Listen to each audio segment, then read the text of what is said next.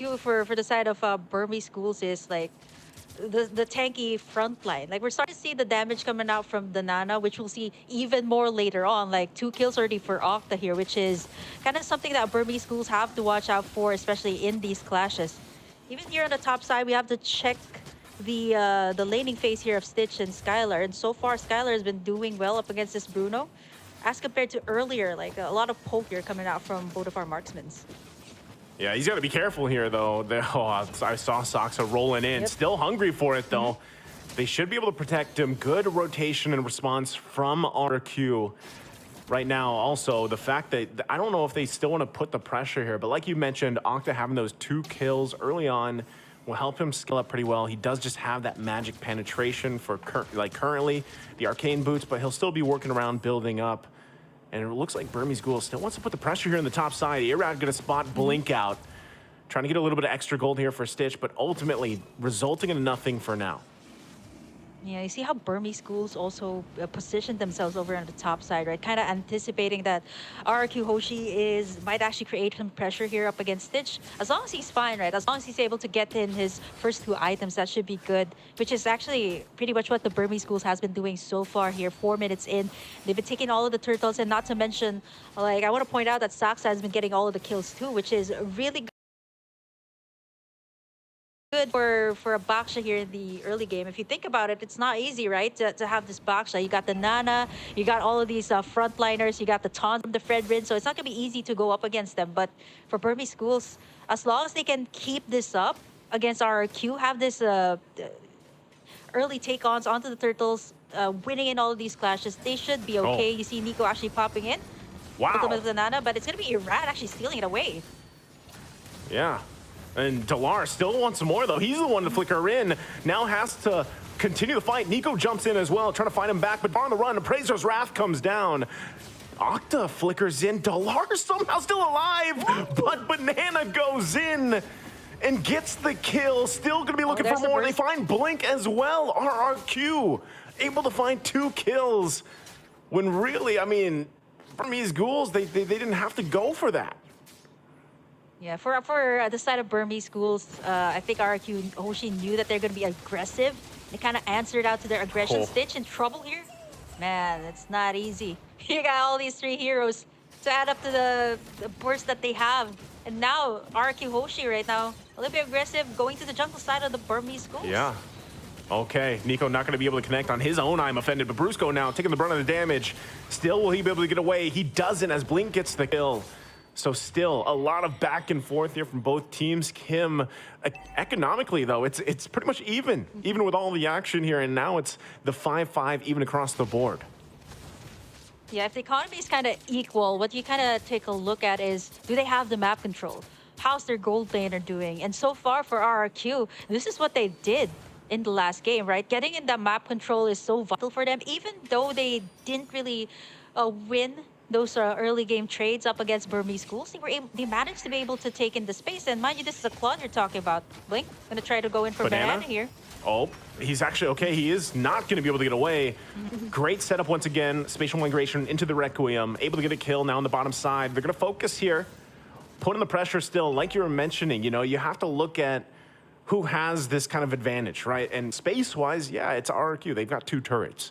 Burmese Ghouls, though, they don't care right now. And they're going to be making their way to this next objective, the turtle. If they can secure this one, it'll help them just a little bit deal with this. But right now, look at this. RRQ doesn't want to go ahead and just give this away. They want to fight for it and get this positioning. Burmese Ghouls getting the first turret of the game for themselves here on the top side with Delar doing the work. But nothing committing just yet. They're going to back off. Soxa going in with the rest of the team. Nico has the I'm offended himself. Goes in right for Brusco. Brusco waiting for the team to come in. Delar goes in. 1-2 punch. Gets the kill. And Brusco out of the picture here. Now down a member. Burmese Ghouls for the taking for this turtle. Unless RRQ Hoshi can do something. Yeah, like what Delar did there too. He's actually going to recall back to the base after taking in that turret, and joining in the side of Burmese schools here kind of adds up to the burst damage that they had. Not only do they get it in the form of like Blink here with the Guinevere, but with Dilar actually joining in the fights. It's actually pretty good here for Burmese Schools, but Dilar also understands that he kind of needs to take back the space that RRQ HOSHI has been taking, and so far he's doing in the split push pretty much what the Burmese Schools has been doing even in the group stage. Here comes the last turtle though. Blink could be in trouble here. Skylar going in with Blazing Duet, gonna force him back. Irad able to get the turtle though off of it. So they're happy with it. Dilar able to get the next turret down in the bottom side. So trade at cross-map objectives for now. Was that worth it? Is that the good call for Burmese Ghouls here, Kim? I think it's a point that Burmese Schools kind of understands that RRQ HOSHI, yeah, okay, they've been taking in, they've been winning in all of these team fights so far. So Dilar, I like what he's doing, and this was what he has been doing even in the group stage, right? Creating the space for Burmese Schools, and you really need this, especially in the current meta that everybody really loves to go for team fights, and sometimes you don't even notice it. You don't really have that space in the map. It's gonna be harder to go for those team fights, especially like once these turrets are down, you kind of have to send someone back in, so it's going to be like -1 when it comes to the team fight. So not only do you have to join in the team fights, you have to get the map control too here for the side of Burmese Schools, which is what Dilar has been doing so far here for the side of Burmese Schools. Yep, and with that, right, this the main thing is building up enough time for the skilling for Skylar here. Now, once again in the mid lane, they want to go ahead and duke it out. Brusco taking a ton of damage, goes in with a jump, gets the Manoan Fury as well, but look at the backside. Nico's going to be the one to fall, and now Irad holding Stitch back, Blink trying to help him out. Skylar now joined the fight, Appraiser's Wrath going to come down, and Stitch that falls there in the jungle. So RRQ clapping back, looking for Dilar. He's on the run. Into the jungle he goes. Banana going to stick to him, cancels him out from the dash, and still going. Might even get the kill there in the solo, but also looking at the replay here, look at how this unfolded. Not sure, he's actually still in the chase there, by the way, on the live cam, but what a setup and what a play here from RRQ. Oh, they're gonna get him. Burmese Schools. It looks like they're getting him. Oh, yep. Dilar, you tried. There it goes. Yep. Well, he was successful though. He was able to take down that second-tier tower there on the bottom side. And if you look at the goal too, like it seems like RRQ HOSHI is managing pretty well up against the Burmese Schools here, but it's not that far of a gold lead. It's 1,000, yeah, 1,000 gold lead at least here for the side of RRQ. If they manage to take this Lord, this should be at least a little bit more space for them to take in at least all of the second-tier towers here for Burmese Schools. Again, the space for their side, and not to mention, like if you look at Skylar's stats, 203 on this Claude, you saw in that last replay that he was already shredding apart all these tanky front lines that the Burmese Schools had with just one Blazing Duet. Yeah, and with that, I mean, this is where you want to be. 11 minutes in, you're quite beefy on this Claude here for Skylar, and it's showing, right? A lot of the times, even if Brusco was out there, you know, some people might be like, oh, Brusco, what are you doing? But a lot of the times he's actually able to be a nuisance so much on this Minotaur that he's able to get a lot of resources out, and then Skylar able to shine later on with the setups. And of course, that's just how it's been so far. But now that they're playing around this Lord here, you can see Dilar still putting the pressure on the top side. Yep. He picks up the Malefic Roar. He's gonna go ahead and try to get that, but there it's the tier 2 going down in the mid lane. Irad keeping Saksa there at bay. They might want to respond to this. If he still gets to that base, it looks like Skylar's going to go back. Lord is going to get worked on, though, but not the mid turret in the base, half health. Now Dilar might be making his way to cut them off here. Conceal play going to be used as well, but it gets spotted out for now. They don't commit. So again, Dilar is just trying to find what he can here, Kim. Now it seems like this was the same case. Like this Paquito seems to be a staple choice here for the Burmese Schools, not only for Dilar. There was also a time in the group stage that this was the thing that Nico has been doing. And taking a look at the items here so far, it is going to be, wow, Skylar at least leading in terms of a gold lead here right now. 9,700, nearing already 10,000. That is way far from what Stitch has. 1-2-0 on the Bruno. He's already gotten that Wind of Nature too, just in case he gets picked off here or gets into like a head-to-head here with Dilar. Having that Wind of Nature is going to be crucial in the team fights. It's going to be clutch, right? That's what that's going to be. And like I said, when Claude gets to this point, you have these 4 specific items locked in. it's really tough to deal with because you also got to catch him, right? The way that he's going to use that BMI to kind of get out of some of these situations.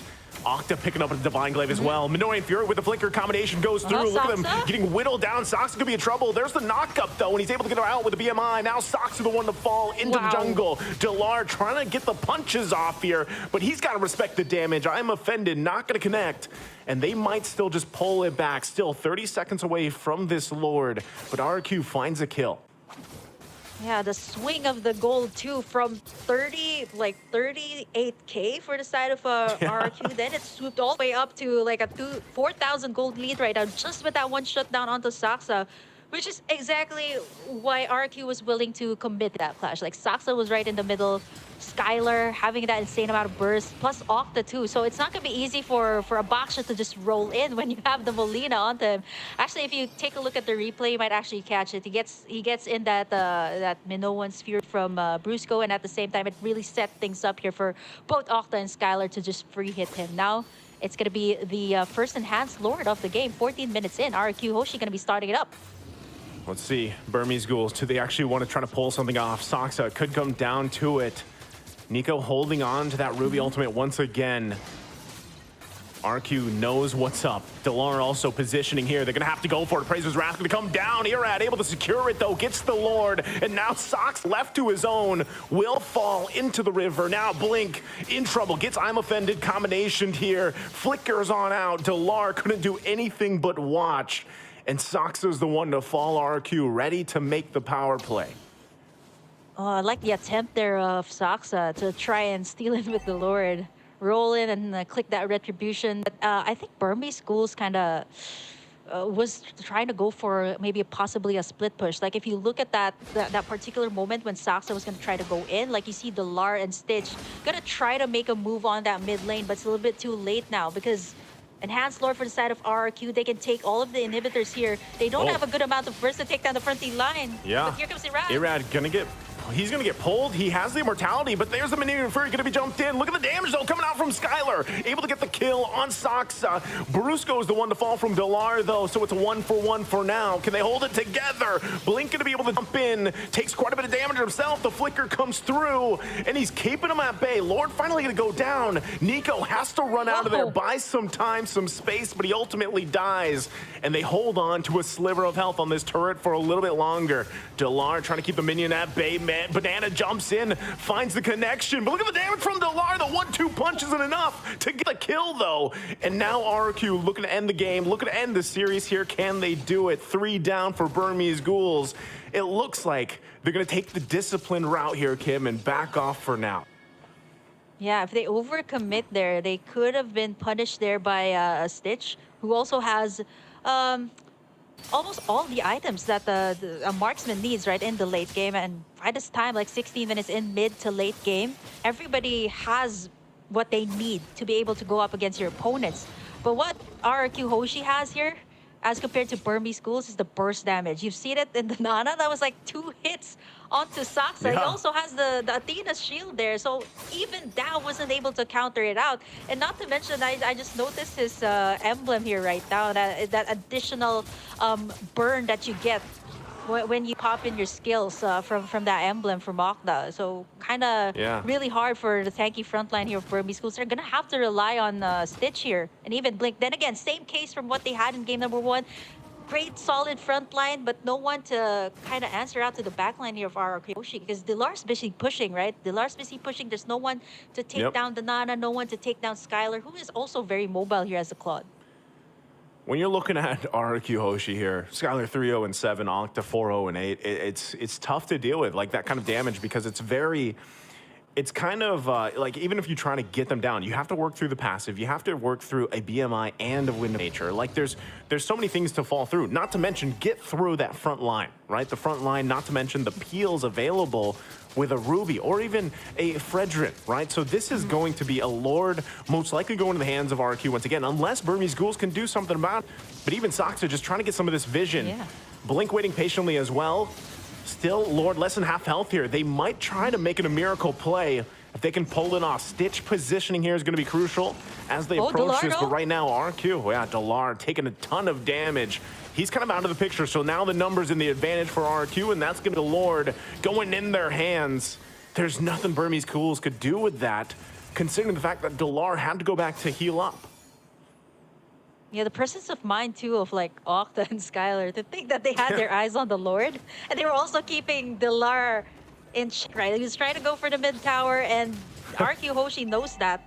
They have all the space that they get, so if they actually took Delar down there, that wouldn't have been a big thing. But for RRQ HOSHI, right, they've gotten everything secured. They got all these beefy front line to kind of contain that Lord pit, and you see how Skylar was chunking it out real fast too. So at this point, everybody has everything that they got to the point that Irad's already chunking up all of the damage. Gets dug in though. Wow. Irad already taking a ton of damage. Immortality going to be popped. Blink as well. Still has his. Can they pull it off? Look at the damage. Delar going to be taken out really quickly. Skylar on the backside still going. Lord's still going to be up here. They want all the kills before they end the game. It's a triple for Skylar, and they take the series in a sweep, sending Burmese Ghouls out of the tournament. To think that we thought that Burmese Ghouls going back to their identity, it did work out for them. Actually, it did. They took back the space early to mid game, but unfortunately for the side of RRQ HOSHI, the damage when it came to the late game. 2 bursts coming out from the Molina Blitz, and at the same time they had to deal with the Blazing Duet. And mind you, they haven't shut down Skylar or Octa that entire game, so that already sends their gold lead all the way up. Without the shutdown gold, without the items, it was really hard for the side of Burmese Ghouls to bounce back. I mean, even taking a look at the highlights here, like you said, Kim, there was some moments, once again, from Burmese Ghouls that looked pretty good, but every single time, I mean, this, as we jumped into this highlights, like we're already minutes into the game, and RRQ HOSHI just had an answer for so much of this game. And really, again, this is really pointing out why Nana's so strong in this current meta. I mean, it was impossible for anybody to get to Octa. And then that was the kind of thing that we were talking about. You know, Delar was really trying to put pressure around the map. Yeah, he was able to get some turrets and actually get some space to work with. But even with that case, like, there was no opportunity really for Burmese Ghouls to punish because the lineup that they had to work against, you know, and great setups here. A lot of the times, Brusco doing what he has to do on this Minotaur pick. Yeah, I mean, he was the one that's soaking up all the damage. I mean, he's the first one taken out. Like, if some people would argue, actually, what is Brusco doing there? He's actually the one making Burmese Ghouls actually waste their resources on him. If not him, it's actually Irad, to the point that I actually thought that Irad was the XP lane here, the one zoning away the side of Burmese Ghouls. And by the time like Skylar and Octa already had all of their items, all they needed to do was make sure that they had the prime position at the back. And you see that, like, you see there were times that Delar actually tried to go for Octa, right? But he had to deal with the passive too of the Nana. Like, oh wait, no, I can't take it down yet. It still has that passive. And it's really what makes it difficult here for Burmese Ghouls too. The damage dealers of RRQ HOSHI were so hard to catch. Like Skylar, you could just BMI out. Octa here has that passive, plus the tanky front line here for RRQ HOSHI. That was also a big factor here why Burmese Ghouls couldn't really answer it out here up against the side of RRQ HOSHI once it reached the late game. Yeah, it's tough. I mean, again, looking at the lineup that they had, Burmese Ghouls, it looked like they could have, you know, pulled through, getting them to game 3, but at one point in the game, you know, it just got so far out of hand for them that it was tough to deal with because space-wise and everything else, it's just tough to deal with. And then you have Skylar here on this performance with the Claude, just on point. He got time to farm up because of the fact that you have this Nana able to provide such a threatening presence in the damage department early on. And a lot of it, like I said, and you mentioned this as well, Kim, like, you have Brusco doing what he has to do, you know, on this Minotaur. And sometimes, like, he's going down. Like, that's his job, right? So people are like, well, Brusco, what are you doing? Well, that's his job. And it was paired up really well, allowing Octa to not die, to stay in the position he had to, and buy time. Again, that 11-minute mark in this game was where Skylar, like, pulled through. He had 4 items. He was able to unleash. He was able to do everything he needed to on this Claude. And so, again, it was just really well orchestrated from RRQ HOSHI and taking this series in a sweep. Yeah, for both Brusco and Irad, they kind of understood the assignment here. Okay, yes, we need to be the ones tanking up the front line. for the side of RRQ, what they had was like two setters here. Yeah, if Brusco was out, right? If Brusco was down, most of the time you've seen him in clashes, he's down. It was Banana also setting up the plays here. But ultimately, I think what made it really hard here for Burmese Schools is that no one really dealt with Octa and Skylar by the time it reached the mid game. There were attempts here from Dilar, but again, it was not easy, right? Like you've seen the items of Skylar. You got the immortality, you got the BMI to kind of get you out of those sticky situations, plus the Nana. Again, the passive, everybody knows that it is really hard once that is up. You can't, it has that second life when it comes to those clashes. So no shutdown gold, insane amount of burst damage from RQ Hoshi. All around, I'd say like Burmese Schools, a huge really proud of the side of Burmese Schools here. I mean, they did pretty well up against the side of RRQ Hoshi from the start. Yeah. But then again, you know, once the lineup here of the side of RRQ Hoshi scaled up pretty well, it was kind of hard for Burmese Schools to kind of think about, okay, should we take back the space or should we kind of deal with the damage dealers right now? Because so far there's a lot of things to do, and Burmese Schools, they didn't really